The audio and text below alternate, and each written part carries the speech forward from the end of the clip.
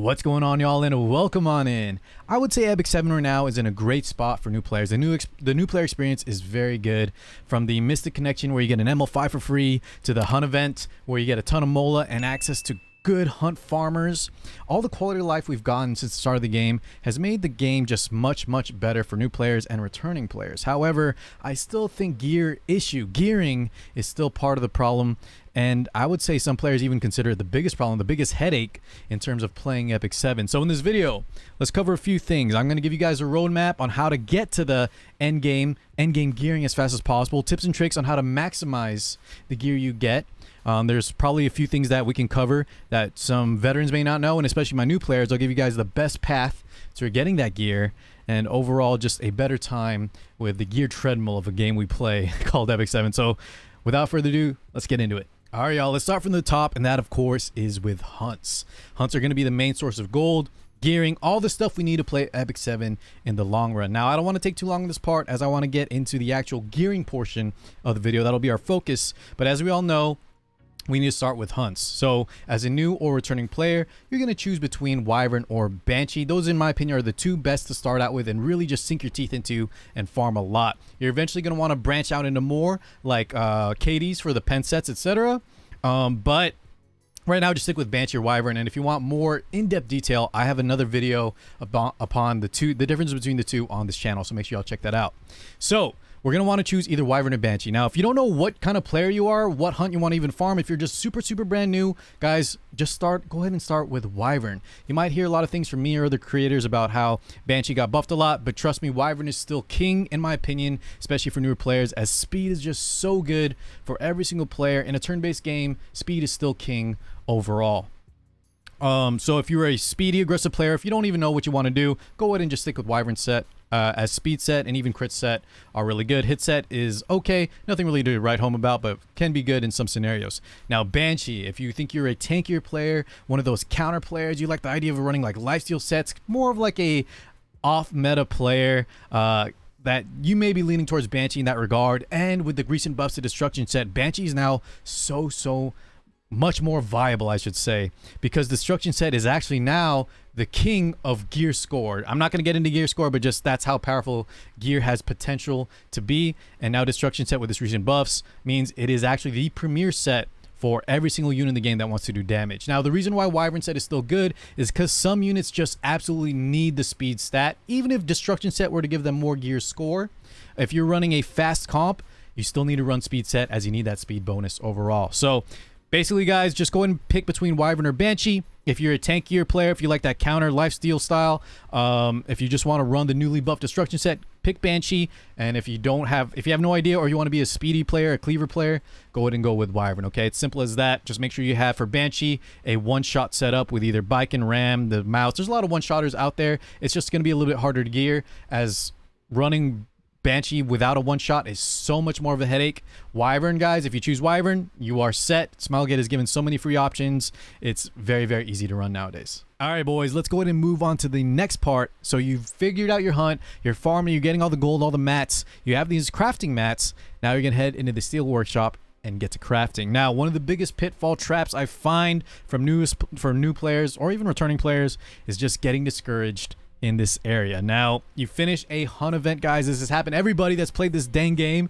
You finish a hunt event, a long weekend of grinding, and you go, okay, I'm ready to fully build out one of these new units I just rolled. And what happens? You don't get jack squat. You get maybe one or two pieces of gear, and if that, sometimes those pieces of gear aren't even for the unit that you had in mind. Now, boys, that's normal, okay? That's why this whole guide, I'm going to go over multiple methods on getting pieces of gear, but just understand it's a grind. It's going to take a while. You're going to slowly accrue gear over time, and then you'll start having hand-me-down gear. You'll have upgraded gear for your best units. You'll just build your wealth of gear that you can start moving around, and it's going to be less stressful in terms of like what you have, you know, gearing units so that you can even just use them. You're gonna build upon yourself, your account, and it's gonna get better over time. But just don't get discouraged when you roll and you don't hit anything that looks super nice. That's normal. We all go through it. It's a long process. And in fact, I think Smilegate could add even a little bit more catch up, especially when gearing, but that's a separate topic. So let's talk rants over. Let's talk about actual crafting, guys. And the number one tip I have for this section, besides don't getting discouraged, is crafting left side gear. Now, what does that mean by left side? Let me quickly show y'all. When I open up a unit, right? This is super simple. On their gear, you have left side pieces of gear and right side. That's all it is if you hear the terms. Left side includes weapon, helmet, and chest. Right side would be necklace, ring, and boots. And the reason we differentiate the two is because right side pieces of gear have the main stat that is usually very, very important. Crit damage for next, crit chance. Rings can have attack, health, etc. Boots, the very important speed. Whereas the left side rolls are predetermined. You always have flat attack on the weapon, you always have flat health on the helmet, and you always have flat defense on the chest. What does that mean? That means when we craft gear in the Steel Workshop, we're going to want to focus primarily on crafting the left side pieces of gear, and then later we're going to focus on creating the right side pieces of gear over in the Alchemist Steeple and use the equipment conversion. But that's going to come next, and that's very, very important. So stay tuned for that. Make sure you watch that part of the video. So in the beginning, guys, just my overall tips: farm and craft the weapons, helmet, and chest when you're in this Steel Workshop. And don't get discouraged, boys. If you only have like 7,000 mats, don't count on getting anything great. You want to farm like 10k plus, way more than that. Look at my I'm going to show you all my Banshee mats here. And even with this, sometimes, you know, you may not just get anything worth it. It's just a grind overall. So farm the left side piece of gear. Don't get discouraged. Keep at it. This is just how you do it. And now with the mileage, it's gotten even a little bit better. So last quick note, guys, the reason why we want to craft the left side piece is because since on the right side pieces of gear, as I showed you all on Spirit Eye Celine, we can't choose, or it's going to be another set of RNG hitting that crit chance or crit damage. If it's a flat stat, if it's a stat you don't need, that's another layer of RNG that just makes rolling this, the necklaces, the rings, much harder to roll, and they're also more expensive. So in my opinion, always craft left side when you can in the Steel Workshop. You're more likely to hit better pieces, and we're going to want to craft the majority of our right side gear over here, boys, in the Alchemist Steeple. So let's quickly talk about equipment conversion. So equipment conversion, and why we want to focus on right side pieces here, guys, is you get to choose the exact piece you want. You get to choose the exact main stat we want.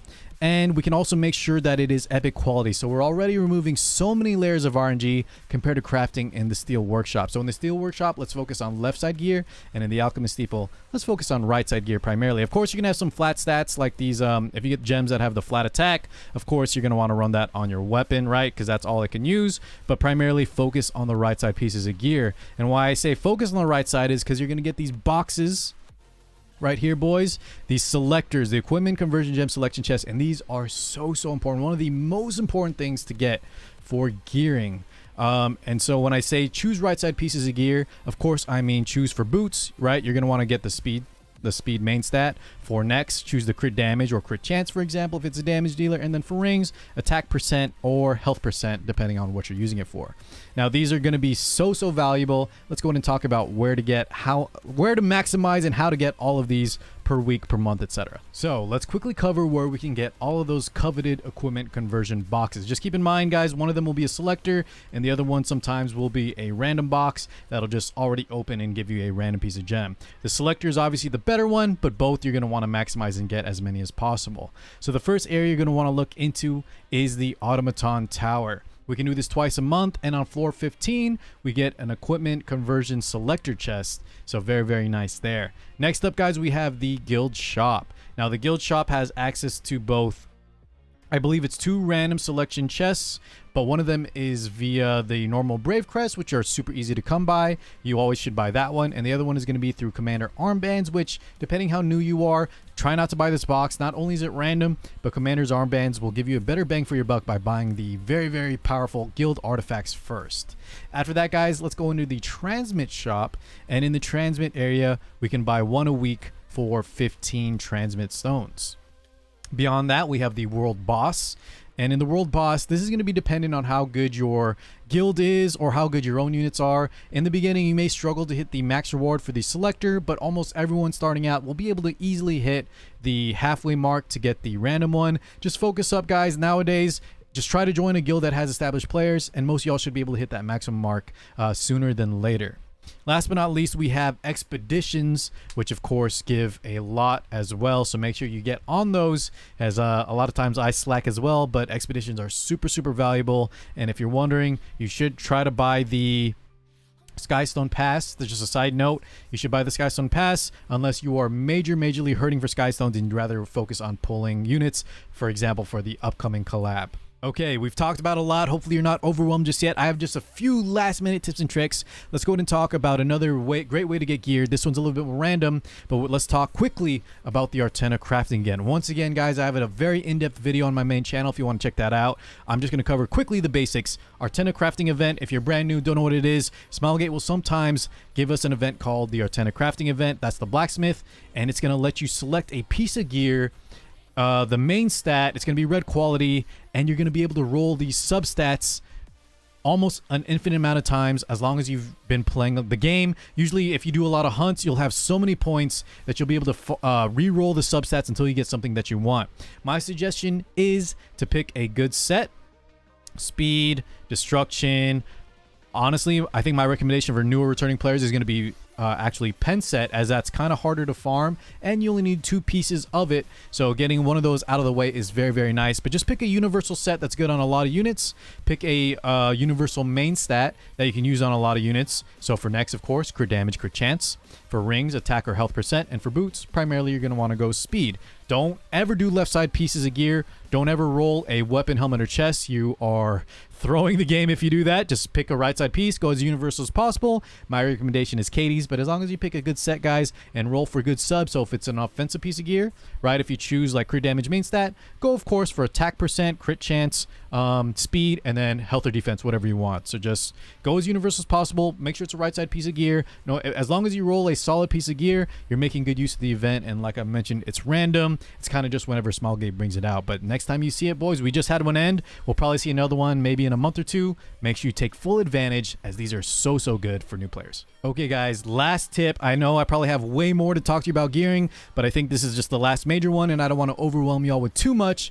But let's just talk about, last but not least, take advantage of the free gear the game gives you. So I'm just gonna open up my inventory, and instead of going to each individual zone, you'll get exactly what you're gonna pick up what I'm putting down here, and that's just taking advantage of all the free gear. So first off, let's look at these weapons. All these weapons that I have here are from the Hell Raid. This is a great example of a nice piece of gear that you can start farming as early as 1 month into the game. Hell Raid has become much easier because of just how much the game gives you nowadays for new players, and these weapons are still very worth farming for. They roll super nice. They're weighted to roll well. They start with good subs, and it's on a great speed set. The other piece you can get in the Hell Raid is, of course, the immunity chest. This one I think has gone down in value a little bit because immunity has gotten worse with units like Rimu, with just how many strip units are out there, but it's still very nice, and I think it's still very good depending on your playstyle for PvP.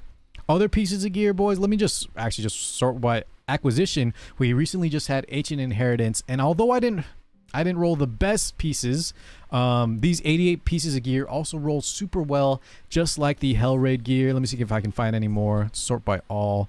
Like, there was a destruction chest, destruction helmet, this destruction neck, and these guys, they all hit about like 70 plus gear score. Some people are rolling 80s. You don't need to know about gear score, just know that's very good. These all are designed to roll well. This is from the side event. So side stories nowadays, guys, can sometimes give great pieces of gear. Sometimes it's garbage like 78. But if you're brand new, even 78 pieces of gear are worth it. Just target the 88. So this is from Ancient Inheritance. Hell Raid Trash Drops. This is also from Hell Raid. These are all very nice pieces of gear that will instantly boost your account. So take advantage of our Artena crafting event, special events like Guild Inheritance, and then of course side stories like the recent summer one. I believe this is where this friendship ring was from. Now beyond that, you have the destruction set, I believe, in like the one of the labyrinths. I think it's the, what do you call it, where Dominial's from, Nixie Labyrinth, but those are 78, so you could skip that, and it's also a pain in the butt to farm. But on the last thing I guess I'll just mention is, of course, the arena gear. Now these are going to be, boys, these don't roll as well as the Hell Raid or the Ancient Inheritance 88s. They're actually designed to roll a little bit worse, and Smilegate loves throwing like random effect resist on some of the pieces like this helmet, so be careful of what you roll. But I think these are still definitely worth farming for or grinding for after you buy the slate. The Unknown Slate is definitely your first priority. After that, go ahead and pinpoint what set you want, and just look at a piece that, you know, sometimes I'll buy things that aren't even good, but for this chest piece, for example, very nice subs, as you know, it doesn't have a potential to hit something bad like effect resist. So just try to pinpoint the ones that are more likely to roll well, and just understand that this arena gear doesn't roll as nicely as the other 88s, but it's still worth getting for sure. Okay, all right guys, I think I've talked too much about gearing. Hopefully this helps kind of you guys overall just maximize your count, start getting to your goals of whatever, you know, arena, RTA, PvP, hitting some PvE, higher abyss floors. You all need gear in this game for every single aspect. I know it's a pain, I know it's hard, sometimes it's discouraging, but just keep at it. Try to min-max your rolls, your gear, all these tips that I gave you, and hopefully gearing just gets easier as time progresses. Okay, don't give up, keep at it. The game is definitely worth it. Hope this helps out a little bit, and I'll catch you all in the next one. Peace out, everybody.